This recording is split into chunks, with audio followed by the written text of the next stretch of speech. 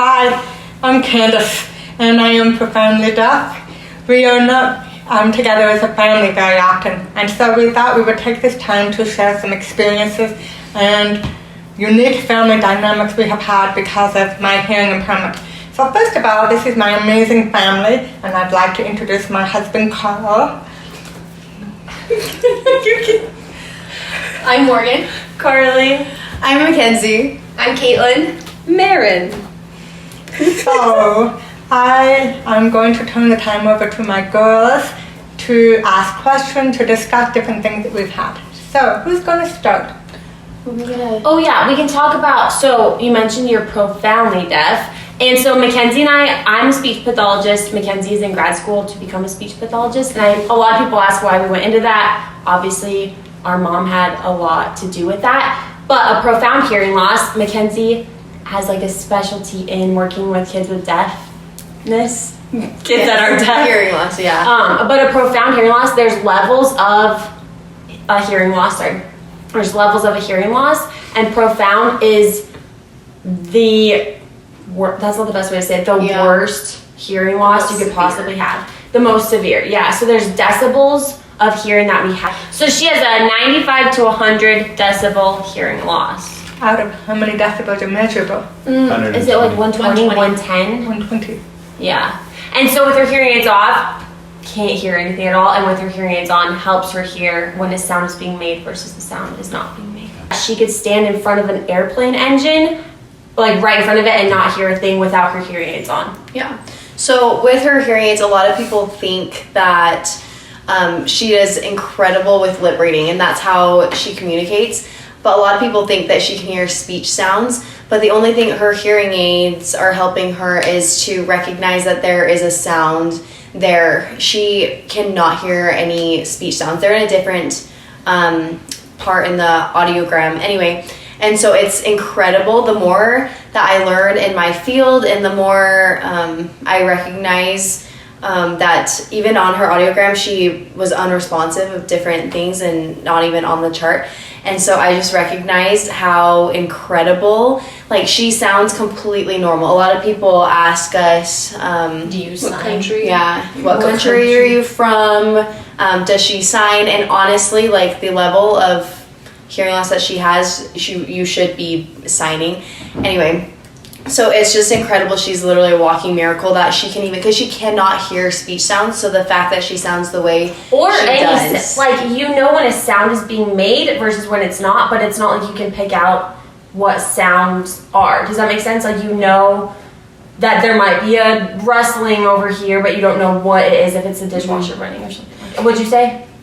Well, you think of different speech sounds, how many you don't even see that are just, you even have to memorize. I think of the difference between CH and SH, how many of those are spelled a certain way, but that you have to memorize. It just shows how smart you are. But people literally think that you can hear with your hearing aids speech, but you can't. So one of you was saying that when you're talking about your family dynamics, what are some common questions that get asked? Well, if you know sign language, which we don't. I just always say I don't talk to you.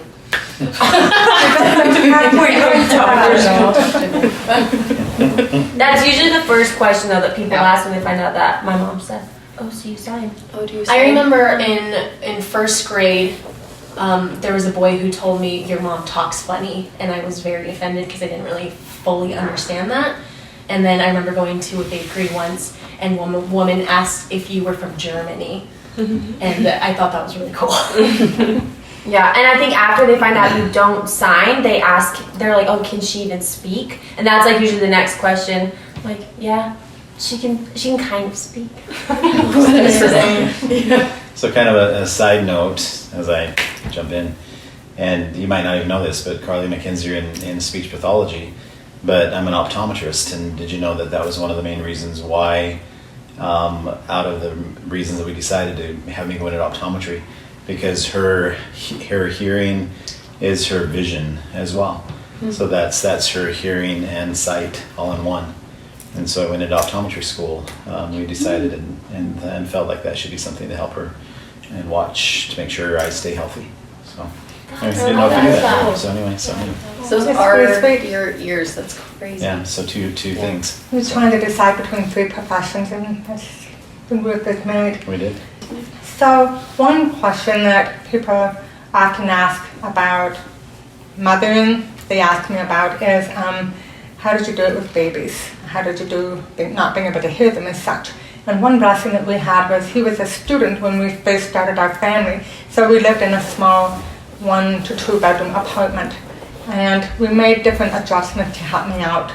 So during the day while he went to school, living in a small apartment, I could see you and I could hear you making noises and things like that. And so I would hear that. But when you took a nap, I would put you in the bedroom. And back in the day, they did have a monitor and I would turn it up all the way. And sometimes there was static and feedback. And so I would just watch the bars every, so often. And I tried to have a very strict schedule with you and kind of know how long you took your naps, give or take, so that I didn't have to check it constantly, but in about an hour or so I would be looking, but I would look at it periodically. Just the bars would just go up. I also a lot of times left the door open a crack so that I could see you, and I would adjust, make sure that the bed was situated where I could see. And at different times I even had mirrors, and I would angle the mirror so that I could see into the mirror and see the crib, but you couldn't see me peeking at you. Yeah, that was a little secret that I had. So sometimes I would set a little mirror up. It stayed a secret for a while. Till this day. But nighttime was a little different, and that's where Different you would come in. Interesting, because growing up, I was a very, very sound sleeper through my teenage years. And then after we started having children, I was very concerned because I didn't know how that would happen. But it was interesting because I kind of got the motherly instinct where if any of the kids would just even roll over, I'd be like wide awake, and it's really crazy. And then Candace would take her hearing aids out, and she wouldn't she'd be really sound sleeping, and I would be like, up all night. Well, not really all night, but depending on the time, I would take over. And just an interesting thing, when you guys were all little, I don't know if you knew this, I would ask Mom what time you need fed, because I can't nurse you. And so I would ask the feeding schedule. And if it was in between the time when you needed to eat, I would get up and try to rock you back to sleep or do something. But if it was the time to eat, I would wake Mom up and say they're needing to eat, and they're up. Still talking about the nighttime aspect with all of us, it was interesting because Dad was always our go-to for everything. And I know you guys, didn't you position your bed to make sure that Dad was closest to the door? Do you remember that? Mm-hmm. That's what I remember. But I just remember at nighttime if we were sick or had a bad dream or something, we'd always go to Dad because we couldn't go to my mom. It was dark and she wouldn't be able to understand anything, so he was just always the go-to with everything. What were you expecting us every night, or what? I would hear you every moment almost. Just because Except when Caitlin stood over the bed, I could flash. How is it for him? No, I would. Well, and knew something was maybe wrong, and you sense that you were there, and then to be able to talk to a parent when it was dark, you just come to me because you knew you couldn't talk to Mom. So. Well, I just remember one time I felt so bad. I was probably like 6, and I went into your guys' room, and Dad just goes, "What do you need?" And I went, "I just don't feel very good." And he was like, "Go back to bed." And I said, "Okay." And then I threw up all over your carpet, and he shot out of bed, turned on the light, which scared you, and so you woke up immediately. And so I feel like Dad, most of the time, did a very good job staying calm and not waking you up. And it got to the point where I went into your room so much that Dad and you would just make a bed at the base of your bed and out of the comforter. Going off of that, we knew, I think all of us can relate, if Mom was awake at nighttime, you knew it was a bad situation, like you were really sick, and we needed both parents, but you were so helpful, both of you. I remember you were always there in the middle of the night when we were vomiting. Yeah. It was always He's such a good dad and a good husband. And there were times when I would wake up and he would look really tired, and I'd be like, did you not sleep good? oh no, so-and-so is sick. And I'm like, why didn't you wake me up? Oh, you'll be taking care of them during the day. But he had work, and I was just like very, very blessed to have a very supportive, good husband. So at nighttime, Mom really likes it dark and just sleeps and does. And anyway, and she can't hear anything, with her hearing aids out especially. And anyway, so we have our signals. You guys probably knew that, but if she asks a question, it's yes is two taps, no is one, I love you, and what's you are very pretty is 4. That I didn't know. I don't know the 4. I know the 3. The 3 is We do the 3 So there's squeezes, 4. like 3 squeezes. Yeah. I remember when you would like drive behind Mom, we would hear 3 honks, or you'd flash lights Flash 3 your times. lights. We would flash lights 3 times. We still just did that yesterday or the other day. Yeah.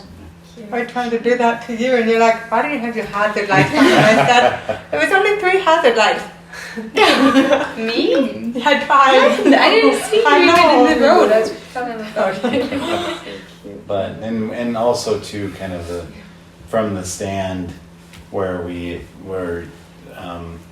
as a family are there. We have our little that's our little signal. Maybe we shouldn't say that out loud on this. But anyway. Yeah. No one can know we love each it's other. like little Mickeys they can look for it. Speaking of work, when Dad was gone, what would you do? Like, how would you be able to go through the night without your hearing aids and caring for the kids when Dad was gone?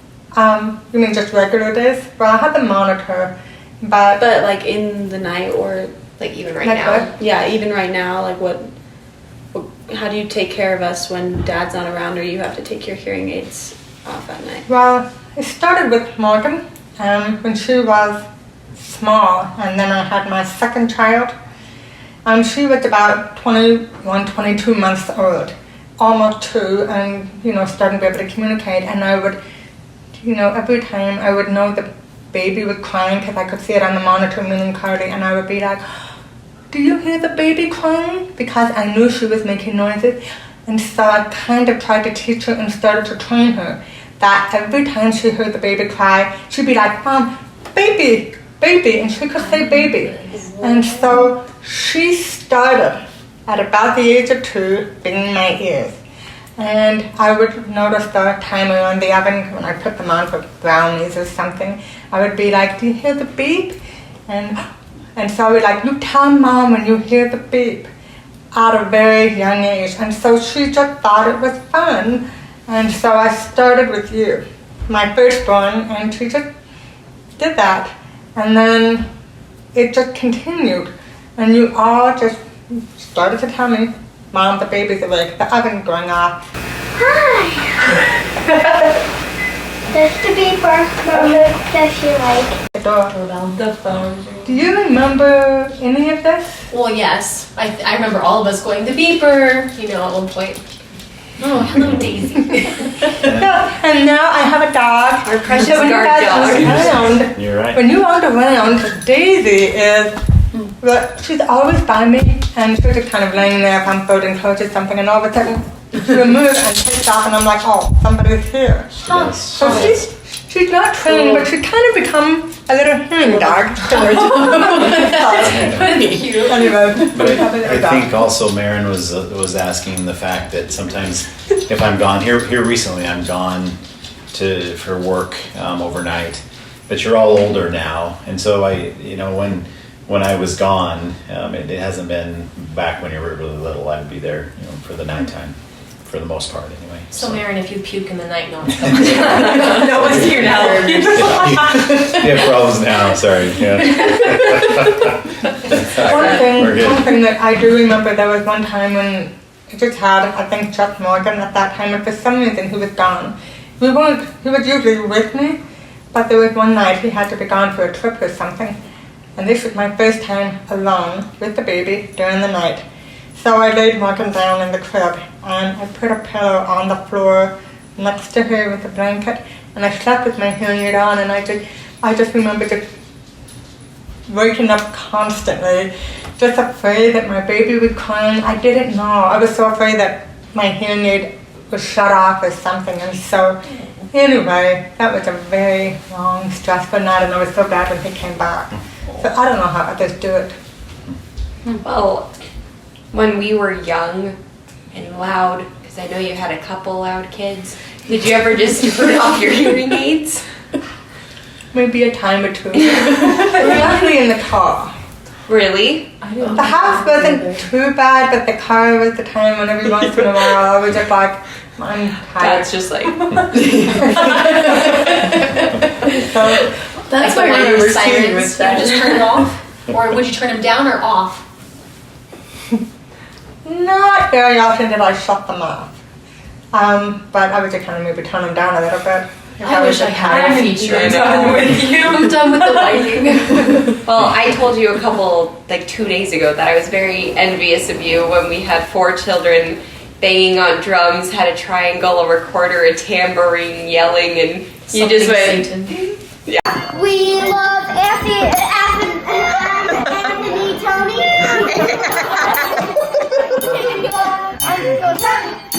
Yeah, literally. She just shut off her hearing aids and just.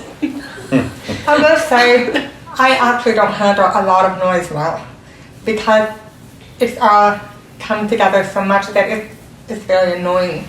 And so, honestly, as a mom, even though I am considered deaf, I would tell you to pipe down. I will say, I know a lot of us get overwhelmed with a lot of sound. That's just a human reaction. That's good. Not that you're not human. Okay. Okay, so I have a question. Grandma, your mom, told us once that one of us scraped our knee and just kind of cried for a second, but realized you weren't there to see us crying, so we kind of stopped and just went to find you, and then when you were looking at us, we went, It's true, and I didn't know that until she said that. it was that a common occurrence that we would just wait for you to see us? Because obviously that's how we communicate with So you're mom. saying we're fake. Because we have to look directly at you, Yeah. so we would just, Or just, you don't have to look directly at me all the time. You know I can really look sideways and stuff, but right? One thing that I've noticed is all of you have become really good communicators, and even teachers have told me that your daughters are just amazing because you have to look, and if teachers aren't looking at you, they're not listening, and even as your dad, you're like dad, and I'm like, I can hear you just telling me. I just did that to me. Really said to me 3 minutes ago. I'm a hearing person. You can just tell me. But they, from a little tiny age, the parent had to be looking, and they're like, dad. I'm looking. Okay, yes. So anyway, Yeah. so it's just kind of interesting because it's made us all better communicators. That even in my office or anything that we do, we've got to make sure people are focused, because if they're not paying attention. Yeah. yes. You know. Good, and Mackenzie, happy Motherhood. And I did a smiley face. It's a beautiful smiley face. Do you see it? It says Kate. It's so funny because I really do remember Dad telling us, like, hey, you don't have to tap us all the time, because growing up, that we just innately knew that, I don't know, we had to like wave or just wait. Further. Robert, look at the map. Okay. Mommy, Look at what's that? Oh, she just take her clothes off. That's okay. She doesn't have clothes right now. We have to get her some, huh? I'm taking her our clothes. Until you were looking. You caught her eye. It was the lead, like, And then got your eye. I think she's a princess. I think she's a princess. Well, I've noticed even now, like being married to Ty, there's times where I'll be like, hey Ty, and he won't look at me, and I just wait. And he just turns around after a bit, he's like, yes. I'm like, oh, you weren't looking at me. And he's like, okay.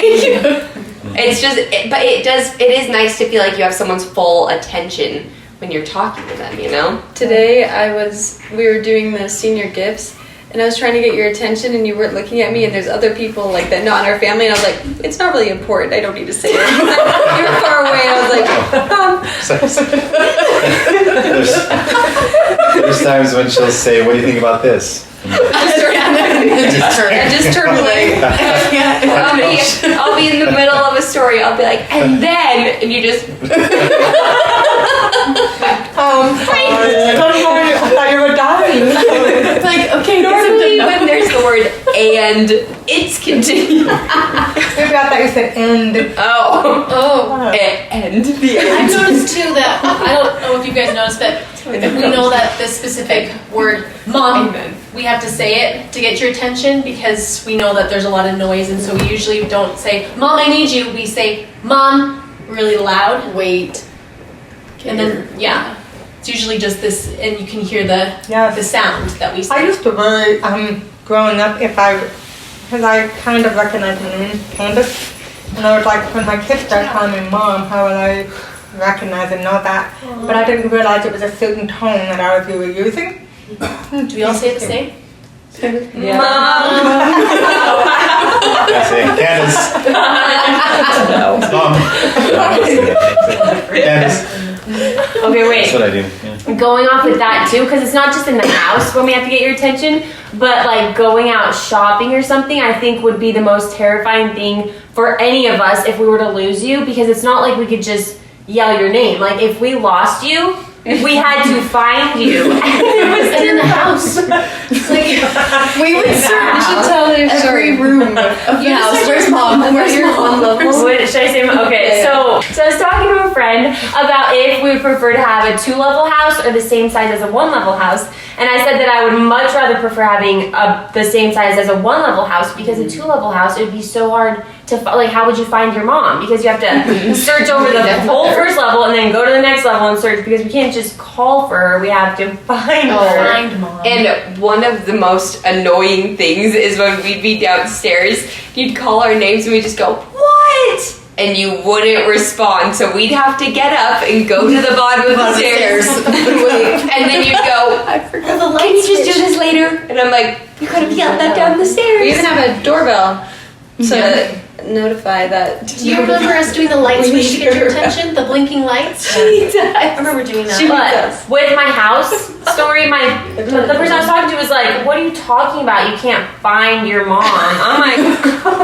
I guess it doesn't make sense to anybody else. Our mom's a really good hider. I don't know if you guys knew to rewind life a long time ago, but you can maybe embellish a little bit on this, but back when her parents were deciding to send her to school, at that time, you could either go to a deaf school where she would have learned sign language and been with the deaf community, or to what they call mainstream.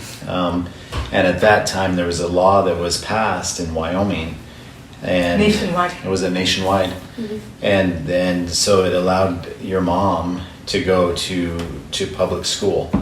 And it's interesting because of how life happened. If she would have gone to the deaf community or and nothing wrong with that at all, I would have never have dated or met her. And so that decision that was made when she was going into kindergarten, is that when they decided to do that, or when was that? Even before that? And so anyway, so kind of interesting thought about life and directions. And so instead now she reads lips instead of signing, which is kind of what we talked about a little bit earlier. But I think it is also right now important to note that I was in an ASL class in my undergrad, and my professor, he could use sign language, but also speak, and a lot of people would come to him and ask, I want my child to be able to speak like you, like how do I? And it's interesting because it's not, yes, when you have a child that has hearing loss, there's a lot more options now. Technology has cochlear implants, there's a lot more options now, and it's totally up to the parents as far as where you want to go. My professor, he did say, like, I have a gift, like you could work with kids as long as you can, to say, one mom wanted her to hear her son verbally say I love you, and he worked and worked and worked, and it just didn't come. And so I really do think there is a gift that comes with, like, sometimes you can't just like learn to be oral with hard work. I think it really is a mix of like a gift with speech pathology, but like your level of hearing loss, it really is a miracle, like as far as you being able to be oral anyway. Verbal. Yeah. I used to worry about being able to read your lips when you were little children, because sometimes as you're learning how to speak, you're missing sounds and you're dropping letters, you don't speak in complete sentences and stuff. I used to worry about how my children would be able to speak, and only 2 of you have minor speech therapy, which I thought was pretty amazing. And that was just normal, and it was corrected within a year. Who? It doesn't matter. Well, not only that, but like me as a mom, when you work with your own kids, you know what they're saying because you're the one working with them every Yes. single day. So I think that's, in your case, you just knew what we were saying. Yes. What were Oh, gonna say? you go. Oh, I was just going to say, I also had to teach you when you were little, sometimes you'd be excited and bouncing, and I'd be like, stop. Still. No, and just look at me. And so that's the very good eye contact that each one of you has and still has as you communicate with other people. And so, go ahead. So when we were younger, was it ever scary going out and outings? I mean, I just picture littles. I'm not in that stage of life, but I worked at a preschool and trying to keep track of kids. Did you ever have to like set boundaries with us, or was it scary going out trying to keep track of us? I ran a pretty tight ship. And Really? Oh, did I? No. Because of my worries and my stress, and like you said, losing them, you can't call for me, and I can't call for you because I can't hear you responding. And so I think you guys just have that innate sense that you have to stay in, and I would always say you have to be in eyesight of me. Like if you were to go, I need to be able to see you. And that was just a rule. And I was very blessed with obedient children for the most part. Sometimes you would go shopping in a department store and you'd be hiding in the clothes when you're 3 and 5 because you're bored or whatever, and I'm like, peekaboo, where are you? Boo. I remember we went to Storybook Island, and I remember it was for a kid, it was super busy, and I got very excited. What is Storybook Island? It's just a place with amazing, fun things for little kids to go see. It's a very large park. Yes. And lots of... And to me, I don't know, I was like 5, and there's just a lot of people. I was very excited, and I ran away. And that was terrifying for me because I knew I couldn't call for you. And I just sat and cried by Jack and Jill on the hill. It was I had about 3 other kids at the time, and I'm like, and this is the park full of children, and I'm just looking, and I'm keeping this, and I'm like, guys, looking for Morgan, and I'm looking. But in my head, I did know after I'd run away to stay put and to not keep searching, because I don't know if you guys remember, she would sometimes find places and say, if you get lost, meet here. That's true. That is true. And so I think maybe that incident sparked that idea, because that was a spooky moment. And it's not even like other adults could help us either, because my mom can't hear you or me. So. But she also had us wear matching shirts. Oh gosh. We were in the most busy place. In a busy big place, it was easy to spot my yellows or whatever it was that day. Just a little thing that we do to help. Whenever you take naps, we're always afraid to wake you up, and we have to be the nicest, softest thing, because whenever you would wake up, you'd always think something was wrong Out of and the shoot deepest out. sleep, because you can't. A lot of people have warning, like they kind of hear a door or kind of hear footsteps coming. You are in the deepest sleep. So someone like waking up mom was like you have to be so just gentle. And then you always say that your dreams end in earthquakes. I didn't know that. But this is your, what is it? Alarm clock. Vibrating alarm clock? Yeah, will you explain it? Well, this is the best invention ever, because when I was in high school, there weren't alarm clocks like this. So my parents got a little light timer, but they're not very accurate.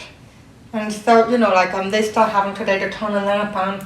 Well, you know that you can sometimes sleep through a lamp or a light. So sometimes I didn't wake up and my dad would be down.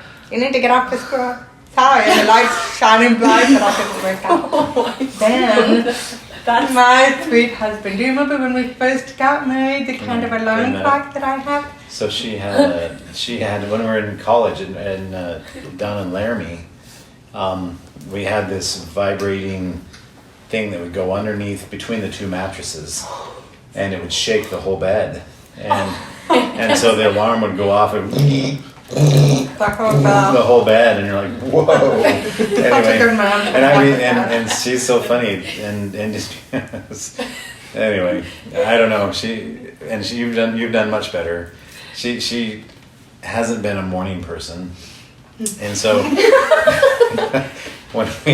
when we first went to Laramie, to University of Wyoming, she signed up for a 7:00 class. I'm thinking, what were you thinking? Anyway, and so I'm kind of a morning person, and I was kind of laying there awake, and all of a sudden the bed would and she'd like reach over and hit snooze, and then 9 minutes later, the whole bed would just shake. She'd hit snooze, and it happened like 4 or 5 times. This was her. It was. It was. Anyway, and pretty soon I'm looking at the clock, and it's like 6:45, and her class is starting like 15 minutes, and she's still in bed. And I'm like, "Are you going to class? This is like her first, maybe your first day." It was. Anyway, and she's like, "Oh, don't worry, I've got my alarm set."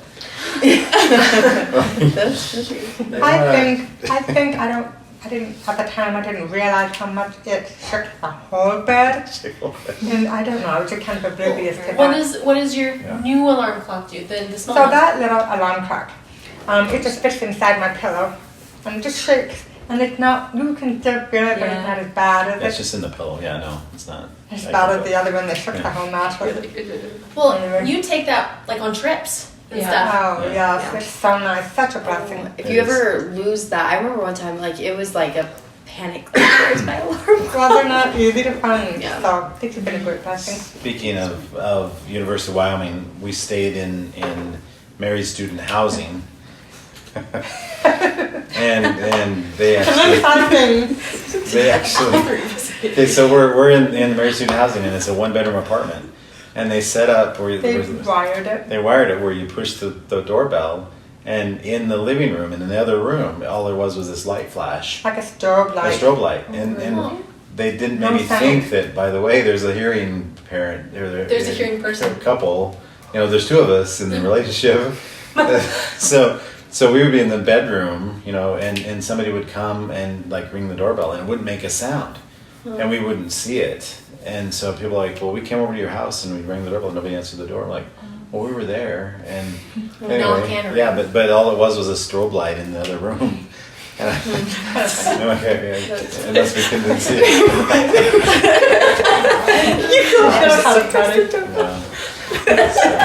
So going back to what communication and technology and how it's evolved, I think the person that's seen the most involvement of technology is Dad. So can you kind of tell us about starting off, like even Morgan as a baby, like how communication was and then kind of how it's evolved? So with that communication with phones in particular? Yeah.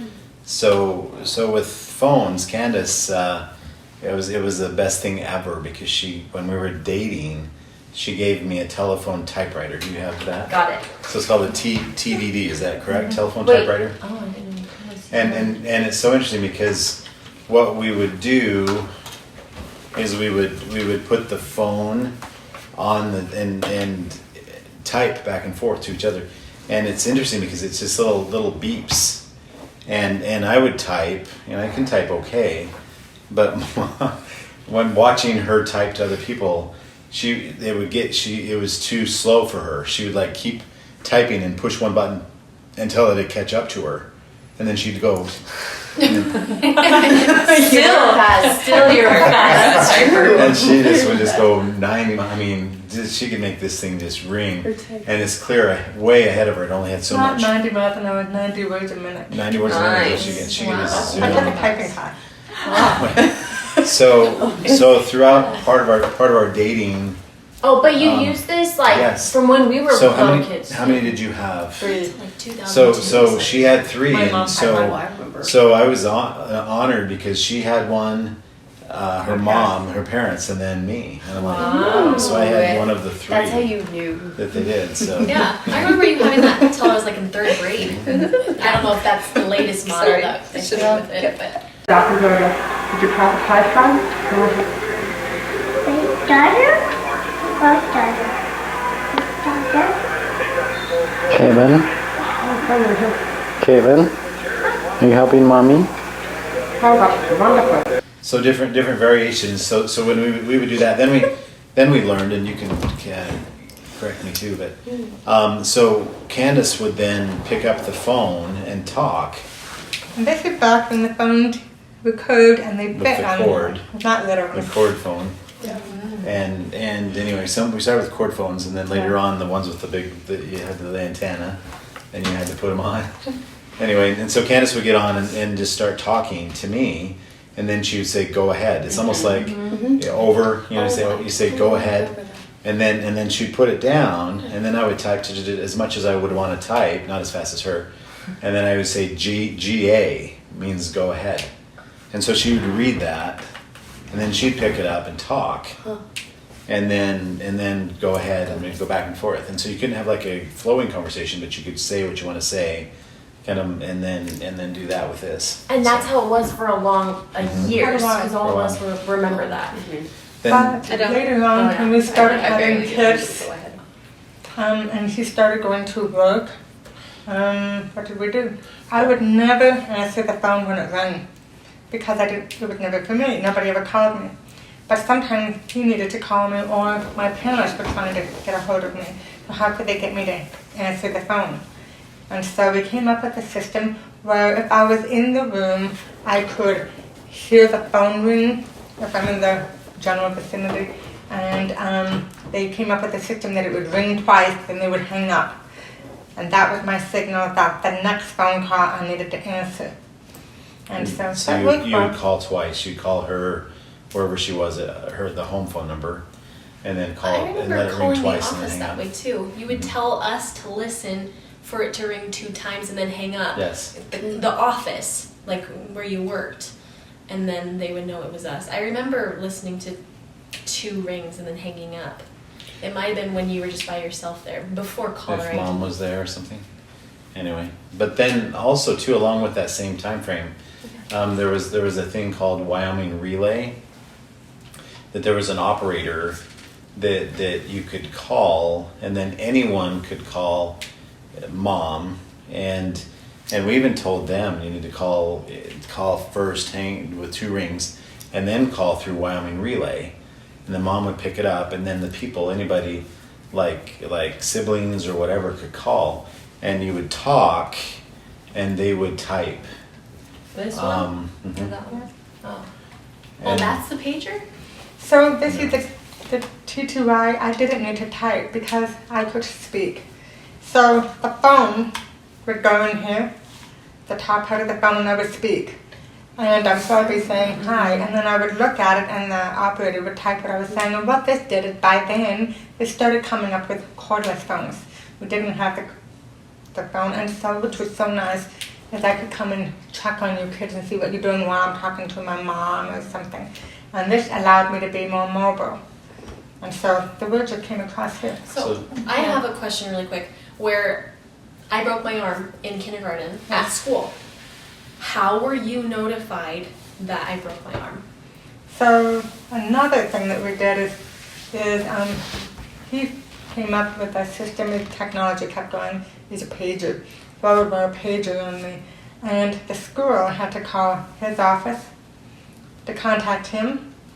And then he did the 2 phone ring. Had me pick up the next phone. It was the Wyoming Relay. And he said, Malcolm broke your arm. You need to go to the school and get her.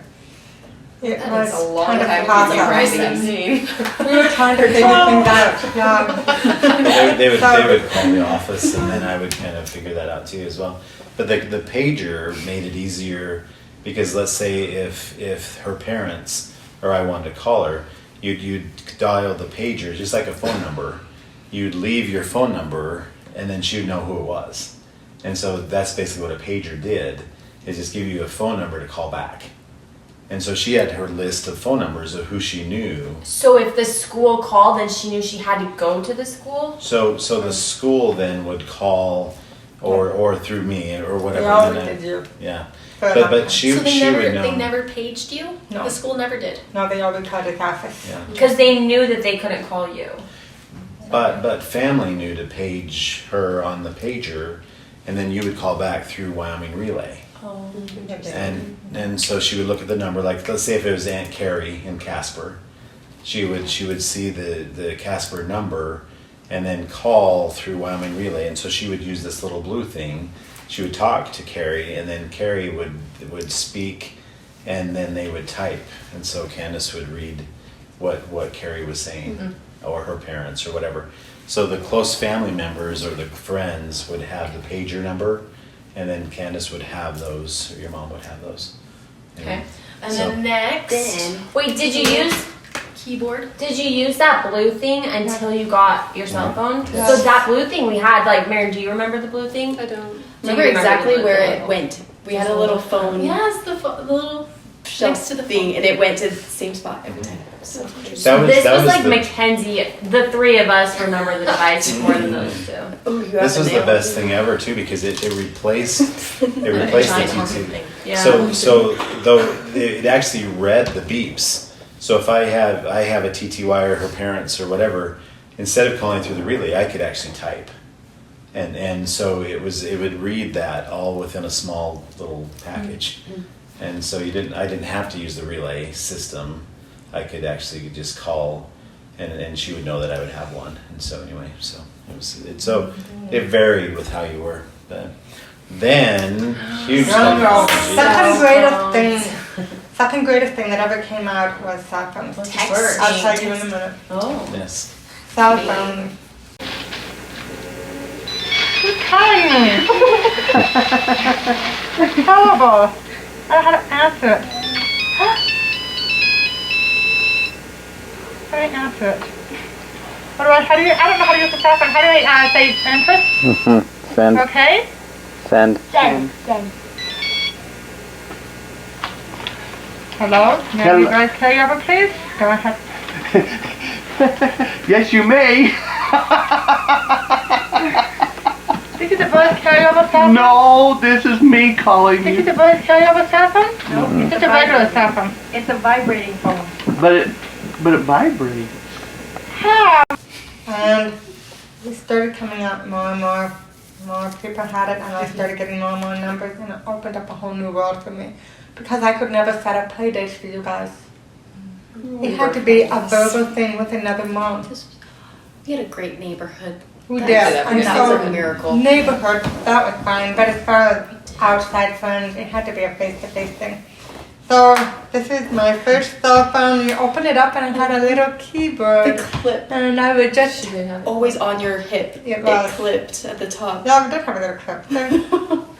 Anyway, this was amazing. And then we typed very abbreviated. Do you remember back But then? you always wanted the keyboard cell phones because texting was your way of communication. Mm-hmm. It would be the Fun 1, thing. 2, 3. So cute. Shoot, hold on to And that was like your first way of being able to It was independently amazing for me. communicate. So then I got my cell phone when I was in 7th grade, and I was able to text you, come pick me up from volleyball practice, and that was just the perfect timing It of really was. texting. And then when I left for college, The first greatest invention. well, the smartphone, I had my first smartphone my senior year. That's when that was like starting. FaceTime, and we had never been able to call our mom before, ever. Yeah. And I was worried about that leaving for college, and all of a sudden, we could FaceTime. It was Can such a I- blessing. Can I say something Yeah. before we go into that about texting? So at first, when we got, we had 3 cell phones, yours, mine, and mom's. And anyway, I got the first bill, and I was shocked because it was 10 cents a text. Back in the Okay. day, it wasn't. And I I do came, It I wasn't came unlimited. to. We had No, to I pay for remember everything. like you like checking everyone's texting. Well, it was crazy because at that time I got the bill and I walked into family dinner and I said, somebody's in big trouble. Somebody went way beyond, and it was like, this is like, we're talking hundreds of dollars. I mean, it's like, but this is, she's going like, what, like because you can text really well. So it's good. So I actually, I called the company and said, you know, we need to have unlimited because, and they actually they did that, and they said, okay, yeah, we see that she's texting a lot. I do love, it's funny when we were talking about how fast you type, I was thinking like that also translates to how fast you text, and you will send massive texts and be like, are you there? Are you there? And like, we can't keep up because it's like, it's coming in too fast. Okay. Well, look.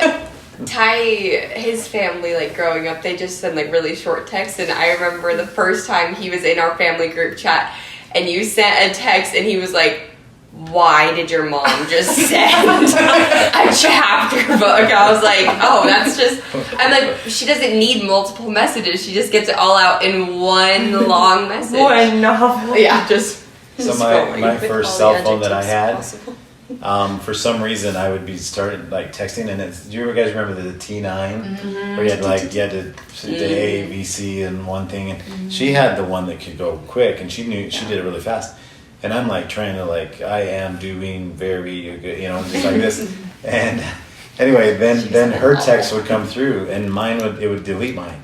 I'm like, I'm like, I gotta get something in before she says something. She says, where are you? I'm like, stop texting. Stop texting me. That's funny. Stop. Go ahead. So we started doing that, I think. Go ahead.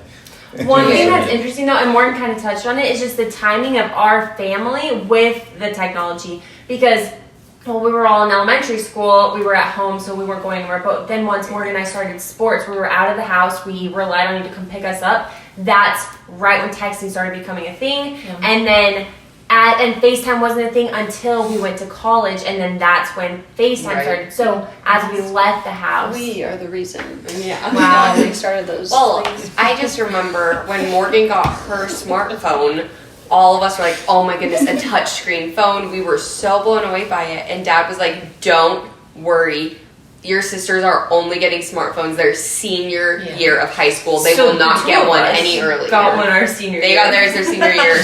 Marin got hers in 7th grade because they don't make flip phones anymore. That's just how it's progressed, you know? And I just think it's been so interesting though. Yeah. It's a good thing. Well, we jumped in because of the FaceTime and just different ways to communicate. So it's a different world. So for sure, definitely. Well, like going along with like communicating, talking with you on the phone has gotten easier, but the one thing that has always stayed the same is talking to you in the car, because if we're sitting in the back seat, we would have to talk to you through the rearview mirror, and if we are in the passenger seat, our conversations go.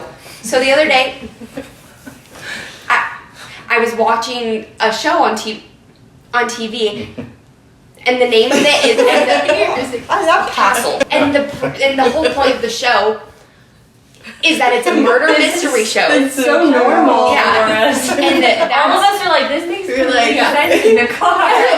But we also knew that when we talked to you in the car, we had to get to the point.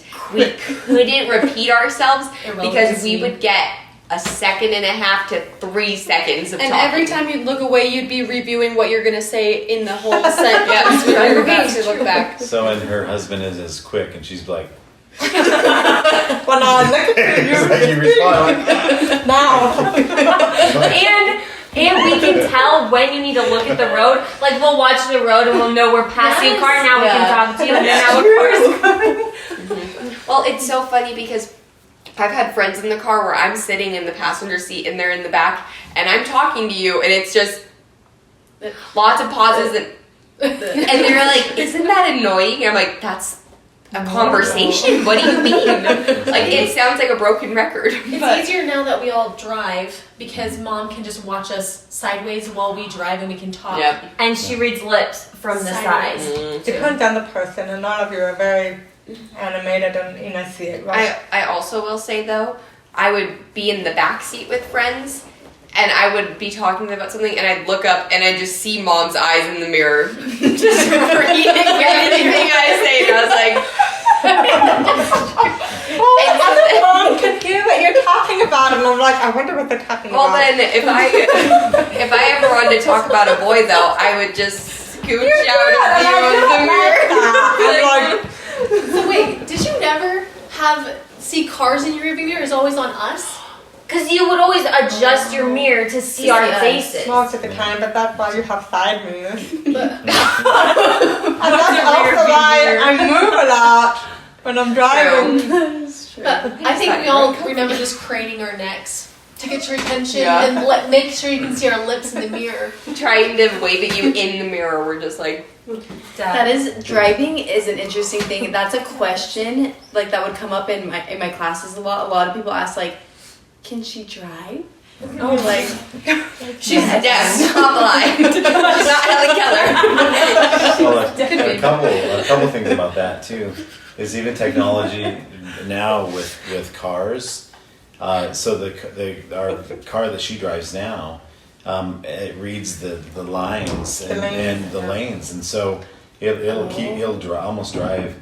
And it tells you to put your hands on the wheel, but it's amazing. I mean, it really is, because she can, not that, and it's dangerous, but anyway, but I have to laugh because when we're in the city, you're always the one that drives, because everybody's like, No one's allowed to talk to you. Can't even say anything anyway. Yeah. So, but did you guys? Oh, go ahead. Sorry. I was gonna go along with that. Didn't you used to like read books in the late nights Yes. when we were sleeping? You like finish a whole page and then press I would never do that. You look up when you feel the rumble strips on the other side of the road. Because you couldn't do anything Not in your car besides read. That's not A whole newspaper up. I would not read a whole page, but okay, when we live in Wyoming, when there's long stretches of road, you guys can listen to the radio, you can listen to music. Sometimes my mind isn't entertaining enough. I'm bored. And so I haven't done it very much, but once in a while I would stick a book up into class and read and watch. The adrenaline was what kept you going. How long could you go? Just like, So while we're on that topic, so we can listen to music and podcasts and lots of different things, but like what besides reading, obviously, what goes on your mind? Like what do you do while we're driving? Honestly, I haven't read in the car for a long time. oh, so just when we were children. I was a really bad mom. You were not. Anyway, I will tell you that long car rides are very dull. I do a lot of thinking, and I don't know very many songs, but I sing songs when nobody else is in the car at the top of my lungs because I don't have a good singing voice. So I do that, and now I can plug my phone in, and I can listen to the only music I know is like church music, and so I will turn the volume all the way up. That reminds me when it was you went to like one of her games or something, Marin's games. Yes. And I was just in the kitchen just doing dishes, and I hear the garage door, and I hear music. And I just hear music, right? So I didn't know what I could hear it word for word in the house. So she's in the kitchen, house. I'm in the garage, in the car. In the car. I thought it was Marin, so I open up the door. I'm just like, what? And I'm like, Mom is listening to music? She's sitting like this. Like moms are saying you to listen to And I'm just like, turn it down. And I'm like, I want to finish the song.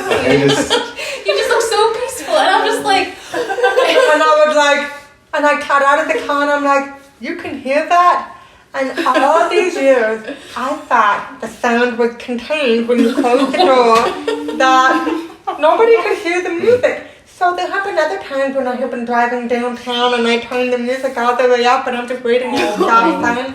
And I think nobody can hear the music but me until that day, and I was like... But you know what was so sweet is you showed me the lyrics, and it was just this sweet just song about God, and you're like, isn't this a beautiful song? And you turn it on and it was just one melody, and I was just like... Yeah, it's a good. But the thing is, you thought it was a beautiful song because of the lyrics, not because of like all the orchestra or anything like that. But you thought it was beautiful because of the words, and I was just like, that's really tender. But man, that would, if anyone else were in the car though, you would probably make them deaf also. Well, like I said, I did not know that other people could hear the music. So since then, I try to only do it when I'm on long stretches and not in town. So I just thought that all of our speakers were blown because of you guys. Little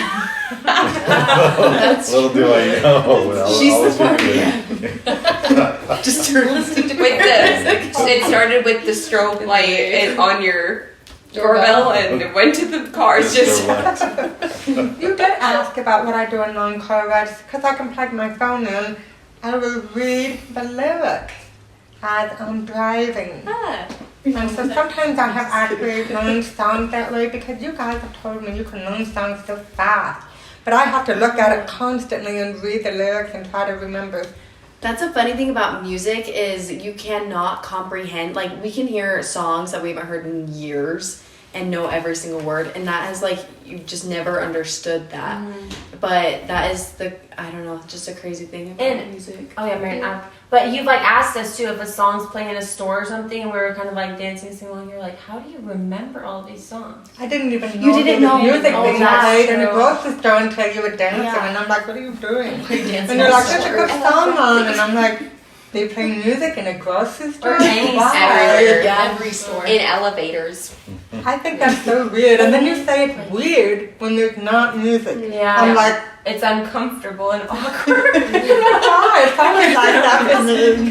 Deal with it. I was gonna say, I think with music we've also tried to pick like the good songs because we don't want you to like find out there's terrible words and stuff, and like you reading the words, like that in the bad like meanings behind the songs. That's true, because I started that when you girls were younger, knowing that there were songs out there that had bad lyrics, and I was very adamant. I said, I trust you. Right. I trust you that you will play music in the car that your mom would be okay with, that you would not be embarrassed to be listening to. And I don't remember how many times I would be driving and one of you girls would lean over and turn the radio. And to this day, I still don't know how to work a radio. Mm-hmm. You always like push the button, and I'm like, which button? Because it's not something I ever do. But I want to thank you for respecting that as a family. Okay, so one thing that I feel like we all did a really good job about doing was just try not to take advantage of your hearing loss. Like we tried to always be respectful, and I don't know, do you think we were... You really were amazing. You're very, very obedient, but there also had to be a little training involved. I remember there was a time when I was working in the kitchen, and you were young enough to... I think you were around 10, 8, somewhere the older two.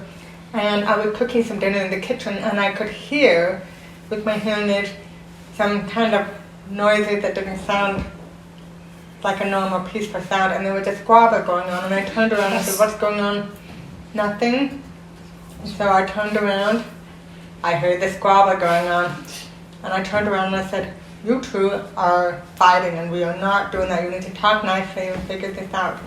And so I turned back around and I heard, I couldn't understand what she was saying, but it was something like, and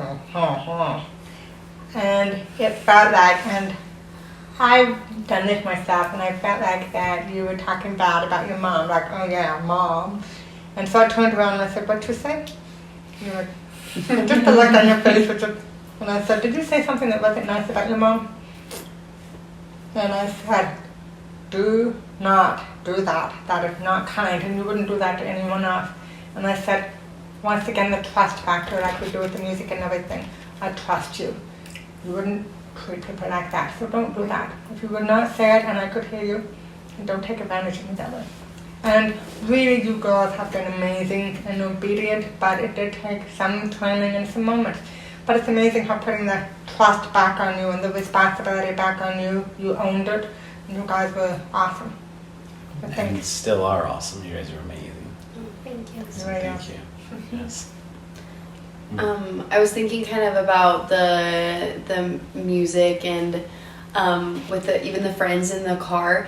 And something that's come up in college is I always, and I think we're all the same way, like have to have closed caption or subtitles on all the time in order to understand. On TV or shows.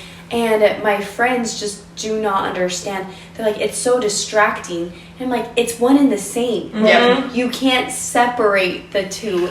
And I just do not understand. Yeah, I can't. I'm like, what are they saying if Yes. captions aren't Oh my on? gosh. That's why I don't like going to movie theaters. I agree completely because I like go watch movies and they'll be mumbling and I'm like, what? I hate it, and I hate when I'm watching shows with my friends and they're all like, let's shut the captions off, and I'm like, this is my home. We keep the captions on in my home. just the happening all the Yeah. time. Always. Oh. Well, and it's have weird because like savings. I think about it sometimes and I'm just like, how do I do it? Like, how am I able to read the captions and watch this show? And it's the same thing as like when you, this is gonna sound stupid, when you wake up in the morning, you can never remember what happened when you sleep because it just happens. You just read the captions while you're watching. Well, It's just the same my thing. husband, he cannot watch movies without closed captioning now. Really? You're Yeah. trained to. I've Good, trained him, that's good. but Well, he does that. not He's just mine. like, why can't I? Oh, he couldn't figure out why he couldn't understand a movie, and then he just turns on the subtitles without any of my prompting. It's weird too. I've noticed. Have you guys seen on Facebook where a video will start? You don't have to click on it, and it has captions. Has I could watch auto-generated. a full video with no sound and just captions, and Yes. be totally fine with it. Yeah. Did you guys know that? I'm sorry, Merriman. When we first were dating, we had a captioning machine. You would take your cable and you would go through the machine. You have to come out with another cord to the TV. And so there's a machine that would read closed captioning, and they didn't come on the TVs until a certain year. And so you had to, anyway, it was interesting because you had a captioning machine. That is interesting. And all of the shows weren't closed captioned. And some were and some weren't, and we would know which ones we could watch and which ones we couldn't. Interesting. I was gonna say it helped us learn how to read faster because Right. you couldn't catch up, and then also with general conference, whenever we would miss something that he would say, sometimes the general conference is slower, and so then you'd look up and be able to write down Yeah. perfectly. I Did one loved of you having come that. home and I was watching a TV show by myself? Oh, me, I was gonna say that. There was one time you were sitting in the chair and no one else was around, and you were just sitting there, and I looked and you were watching a show. It was completely muted, the show, and you were just sitting there just watching the show, and I came behind you in the chair, and I was just like, does she realize like there's no sound at all? I didn't. But I just like watched you for a little bit. You were just totally content, just watching, and I kind of was just like, oh, it just made me so sad. That is cute. I never know when there's a scary part in the movie because you guys can tell. Music. Whether The Right. music Candace adds and suspense. That's true. When there's the caption that says incoherent mumbling, you're like, oh, yeah. Or scary music. One last thing about captioning is I still remember, I don't even know if you probably remember it, but I remember for Mother's Day, there was a movie that we had watched that didn't have closed captioning, and Dad watched the whole, we were in Powell at Grandma and Grandpa's house, and Dad watched the whole movie, would pause it, hand write, do you guys know this? Do you remember this, Dad? He would hand write what they were saying, play the movie, pause it, and he hand wrote you captions. I remember watching him do it. Sorry, was that a tender thing that you wanted? Another thing that he had done for me, and he hadn't done it here and there, but there were times when movies or TV shows weren't going on, and he would just mouth to me. And I'm like, that is very sweet. Wait. Okay, sorry, I have another story. Is that okay? This happened earlier this year. For Mackenzie's birthday, her friends had thrown a really cute award ceremony, and Mackenzie had sent our family group chat a video of her at the very end. Mackenzie gave like an acceptance speech to an award, and it was a really cute video. I loved watching it, but someone took it kind of from far away. You couldn't see Mackenzie's lips in the video. And it was really late at night, and I knew you were home alone. Dad had gone to Newcastle. Marin was gone on some trip. And I was texting you because I was in Arizona. You were here. And we were talking, and then all of a sudden, Mackenzie sent the video earlier, and you just texted me and were just like, hey, what did Mackenzie say in that video? And I was like, oh, it was really cute. She was just talking about like how grateful she is for her friends. And you're like, oh, is that all? And then I realized that you couldn't understand anything that Mackenzie said in the video, and I was so tired that night, and I had to work the next day, and I was like, oh, I'll tell you in the morning what she said. And then I just thought about it, and I was like, I can't wait till the morning. So I would play the video, pause it, text you what she had said, and I feel like your responses then were just like, oh, that's so nice. And then you'd watch the video, and I would go back to the video, listen to it, pause it, go back, text you. And that was one way felt like I could serve you, because you girls have been so wonderful and empathetic. And I think you continue doing that with other people, as you know that it's hard when you miss out. And so I really appreciate you doing those kind of things for me. Well, there's lots of ways that we've helped you throughout the years, like the drive-through. Oh, drive-through, ready for another story? Or do you want to tell the story? Back to closed captioning for just a second, too. Yeah. And we all know this, the funny part about where there's captioning, if somebody says a off-color word, Bad word, and it's just like Just stays there. It stays there, and you're like, Well, it's a very good show that we should be watching. No, And you don't hear that. it's so funny because sometimes it will be in the background, and it's not something we pick up on, but it's just on the screen, and all of us are like, dang it. Like, oh. Oh man. I tried. Yes. this is just funny, but yeah. Well, there was a time when during COVID, I had to get Mel some lunch before she went on a volleyball trip. She made an order from Arby's, and I thought, okay, I can get that before she goes on the trip. I'm going to go get her lunch and take her to her to the school. So I go there, and because of COVID, they had closed the lobby. And I can't use drive-thrus. Obviously, there's no lips to read, and I was like, what am I going to do? So I thought, I'm just going to drive up. I'm going to wait for some noise to come on. And because nobody was behind me at that time, and I thought, oh, this won't be a big deal. But then all of a sudden cars started coming, and there were cars in front of me. And I realized that if I waited till I got to the window to make my order, I was going to make everybody else late. So I'm getting up there, and I'm like, what am I going to do? I'm kind of trapped in the drive-thru. And I thought, so I called one of you. No, I called one of you. Nobody answered. So I was kind of, it might have been I wasn't Morgan. first.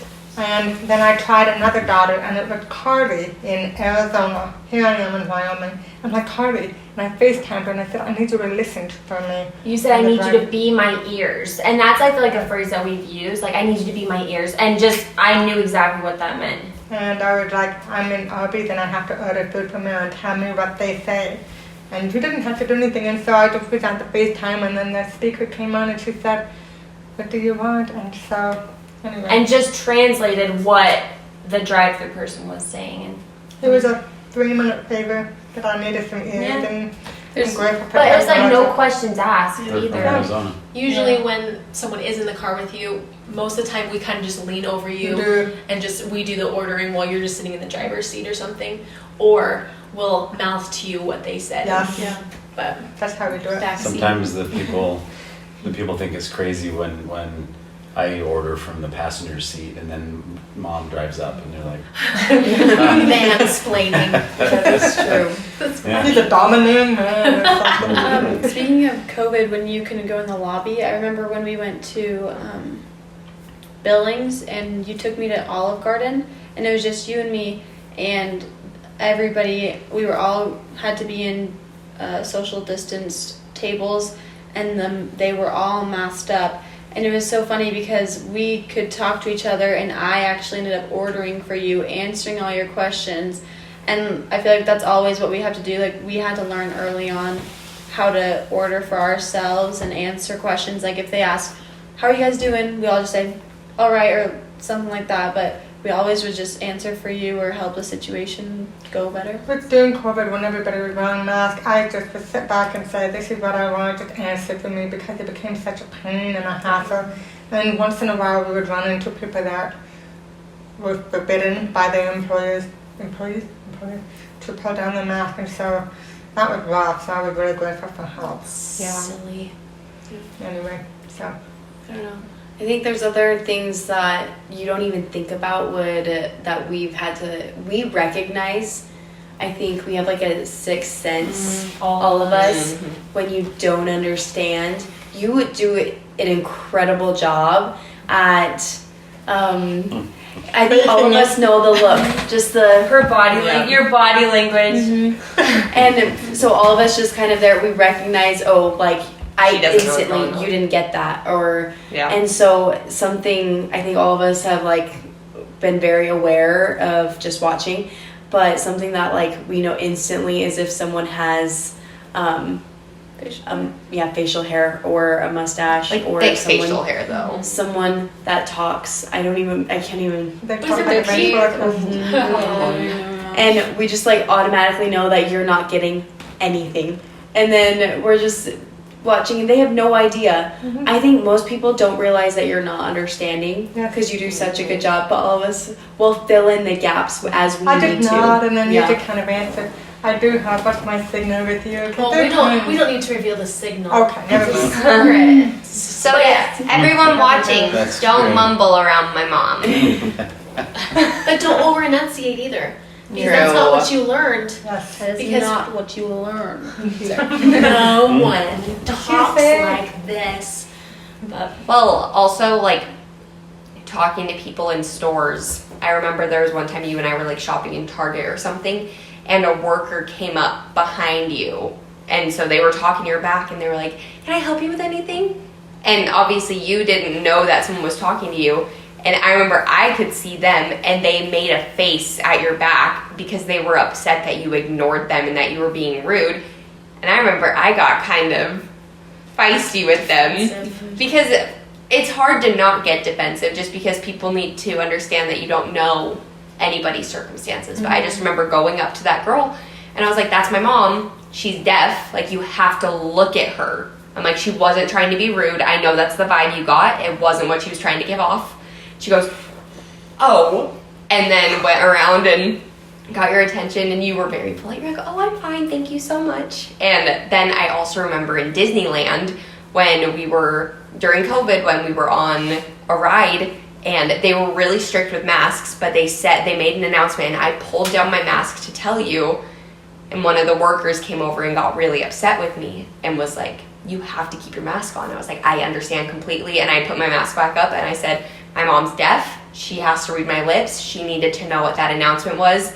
Then the worker started signing to you, and we were like, wait, no, hold on. I forgot about that. Yeah. And that's wrong. I just told her, and I could tell that she felt really bad about it, but I just said, my mom just reads the lips, so that's why I pulled my mask down, and I'm so sorry. We weren't trying to make anybody feel unsafe. And so, yeah, that's just been something that's been hard with COVID, and just talking to people in stores. Like, when you're looking in your purse for your credit card to buy something, if the sales associate that's checking you out asks you, like, how are you doing? I immediately answer for you. I'm like, oh, good. And then I try to turn the conversation to me. And she said that on website. Like credit or debit? Credit. Yeah. Like, just immediately. And they're like, why is this little girl behind you saying that? We're like behind the cart loading, and we're like answering questions. Yeah. But that also, like, talk about being in public places. One thing I feel like you don't even think about is like when an environment's really loud, typically our voices get louder, and when an environment's quieter, we go quieter, but you can't hear how loud you are. And so sometimes you do a great job of adapting in the environment that you're at, but I feel like there's just like a few times when we're like, talk quieter. There was that one time we went to that NBA basketball game, and you're like, Carly, come here! And you're just shouting because it was just like, there's a lot of people talking, but not that and loud. Carly, teenager's just like, Mom, stop it! And you were shouting, and everyone was just like, who is that? But it's hard because that is a lot of background noise, so you were adjusting. So You just do an incredible job at adapting. I know, but there are some embarrassing things that I've done inside. But another way we try to help you is like when a lot of us are in plays, we try to give you the scripts to that, or Church talks.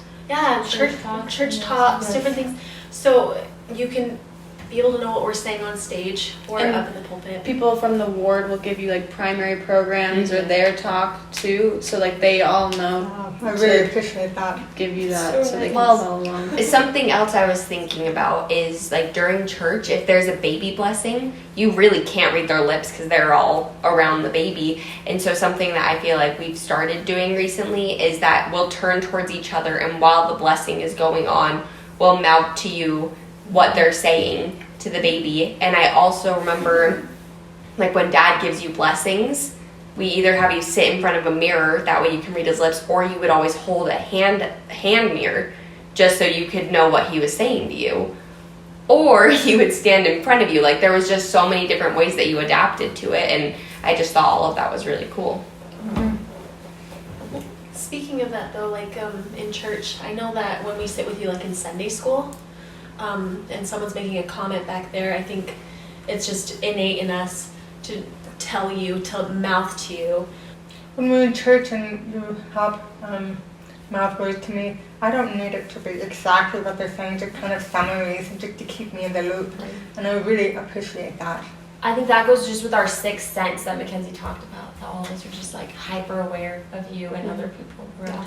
I wanted to bring up something when we were like eating dinner and someone's talking and we're in between you and the person. We always know exactly when we need to go forward or backwards. Sixth sense. And we just like, obviously we always know, or we make sure that you sit in a spot where the light is not behind the person, because then it's dark and you can't see their lips, so you have to sit where the light's behind you. And we always just have to make sure to arrange all of that, and it's just innate. But we don't talk about it, we No, just no. do it. No. And if you do sit where the light is like behind someone, I think we just go close the blinds really quick. It's just something that we do. It's another nature for us. Marin has been so amazing this year, and previous year too in seminary, because Mom has been her teacher, and Marin kind of confessed a little bit recently that when she's with Mom in her class, she's hypersensitive and is trying to make sure that Mom and everybody understands each other and all of the things that are happening. And now she's with the other two teachers. She's a little more relaxed. She's like, just listen in rather than kind of helping, because she does. You guys all have done that, and all of us do when we're with Mom, and just to help and try to make sure that she's included and to be a part of the conversation, and especially as a teacher. So Marin, thank you for that as well. So, That was tricky. But then you also do so good on your own too. That's okay. I said you also do so good on your own. Well, I never want to be a burden on anyone, And but I do appreciate the little extra help that you guys do. Well, I just think in general that, like, us kind of talking about that, it's something people, to us, we don't know any different. But there's been a lot of really cool things that I think we've all learned from growing up with a deaf mom, kind of just along those lines, as far as benefits and things that we've learned.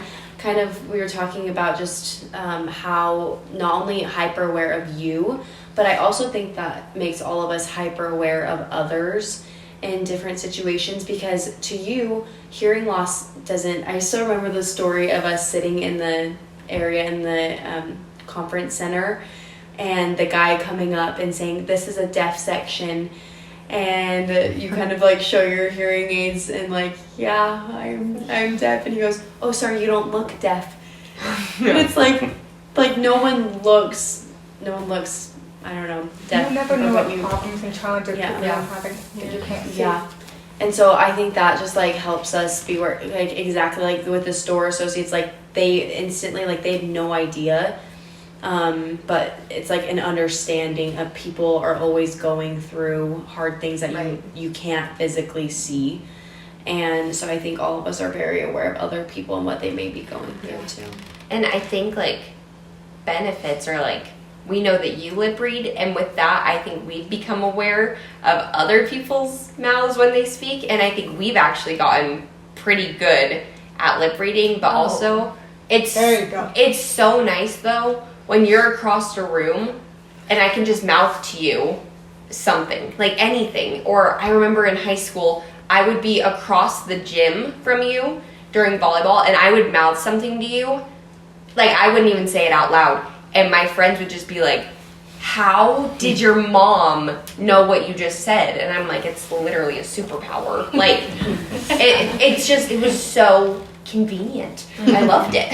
And how we can have conversations, like, all of us, I think, are really good at lip reading. Yeah. I'm not so much. Yeah, you are too. I've seen you he's and Mom not. have conversations across the room. Well, it's a one-sided conversation because I say hello. I remember once I was like sitting next to Carly and I said, Mom and Dad are talking, and you guys were across the room, and I could see you guys to each other, and it's just something just so cute that only our family does. We'll just talk across the room. I just like that when like Dad's sitting on the stand in church, he'll like mouth something to you and I'll just see you nod and you'll either like pull out your phone to check something that he wants you to check, or you'll go out to the foyer. Anyway, sometimes it's somebody that I don't know that we have on the schedule to give an opening or closing prayer or something. I'm like, do you see this person or whatever, just different things. Mm-hmm. It's nice to have somebody in the audience or somebody in the congregation that someone on the inside that I can visit with. Yeah. So. With church and stuff, we always try to find the place where the microphone won't be at their mouth, so we're always trying to be on the side. Or there's times when they look at the wrong side of the microphone and I'm like, I just look and I'm sorry. Like, I know you can't read their lips and it's just so sad. Or I try to see if their mouth is working. I'm like, oh no, they can't. Yeah. She can't read them. Nope. Anyway, but that's taught us, like, when we are giving talks, to be like way more animated, look up, around, and make sure like when we talk and we're looking at people in their eyes and actually like down. Yeah. Bring more animation. You taught us to write our talks in bullet points, because then if you have a bullet point, you can look up rather than looking down and reading. Who taught you that? A bullet point. Sorry, you taught your talented daughters. Just kidding. That was a joke. But one thing, I think we're all very animated, and I didn't know this about myself at all until I went to college, and people would be like, "You're very expressive," and I feel like all of us, like, and I feel like we've done it this whole conversation, like, with your hands. I know, but like we talk with our hands, because you can talk about it a little more. It's like lip reading is a lot of body language, and all of us, you can usually tell exactly what we're thinking by just what our face shows, which is a good and bad thing. But we're all very expressive people in general. Yeah. Another thing is, you guys had to make phone calls for me at a very young age for yourself, doctor's appointments and things. And not too long ago, Mom is registering for college, and she had to check up on some scholarships or something that you had to do. And I was like, I can't help you. And Mom just call the admissions office, which you do. So my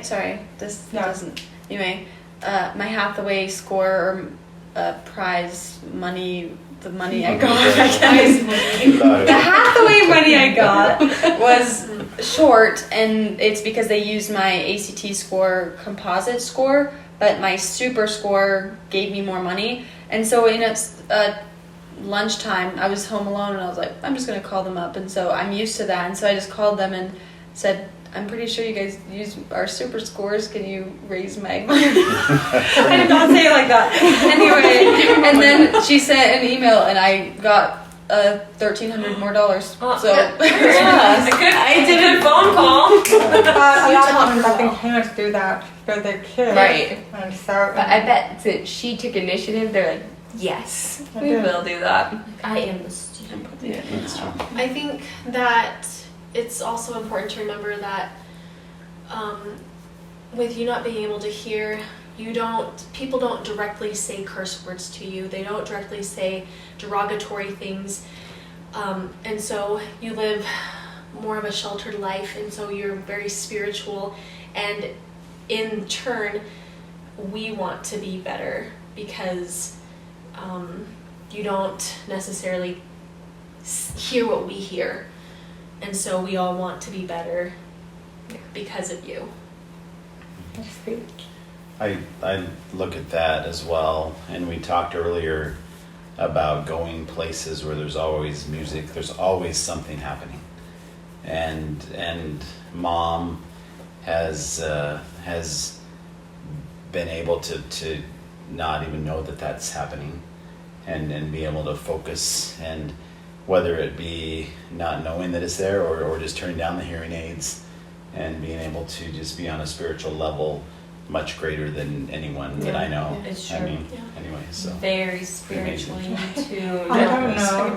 Well, no, I just know that I remember one time I was driving back from Moreland to Logan, and I was by myself, and I was just tired of having constant noise. It was like podcasts and music and books, and I was in Kemmerer, so I had about another 2 hours left in the drive, and I was just like, what can I do? And I just remember you told me that when you have long drives, you often use that time to pray and just have a conversation with Heavenly Father. And I remember that was back when Ty and I were just dating, and I was like, should I marry this guy? And I remember I prayed for an hour and a half and just cried. And it's because that's what, like, you taught me that you can do that. And that you don't have to be surrounded by noise. You can just feel the Spirit when you're by yourself and have some of your most spiritual moments during that time. And I love that. So thanks for I teaching. didn't know that. Yeah. I remember a while back that they came out with the digital hearing aids, which increased some of the sound that she could hear. And I got home in Newcastle, and she's like, what is that sound? And I'm like, what do you mean? And I'm like listening, she's like, and she kind of matched the little tone. And it was the refrigerator. And she goes, how can you concentrate? That's like so. And it's just funny. She didn't know that was happening. Was another one when we were coloring? You didn't know that made a sound? Is that right? You thought I the didn't know crayons. what was normal and not normal. No, I was afraid you're coloring, you're going to wake up the baby. Yeah. Because if That was I that could hear time. it, I figured the baby could hear it with my new hearing aids. That's So I had to learn and adapt. Or color. But you did a good coloring. Little Madison. That's funny. So That's it's cute. just adapting. Yeah. And then now I don't hear the refrigerator anymore. Right. Like I said though, like when we watch TV and a curse word's on the screen, that's like wicked. And so that's where we want to make sure that that's what you say. It's wicked. I didn't know. I didn't say that. Mom said that. You haven't. Well, I have. Evil. I hear that it's wicked. What I'm getting at is that I think that we all are better people because of you. Well, thank you. Okay. But I am a better person because I love you guys. Both of you. This is the We sign language we really know. What really a good love you. team. What is it, Mary? Really, I really love you. It's I'll an honor. always love you. I really love you. I love you. That's cool.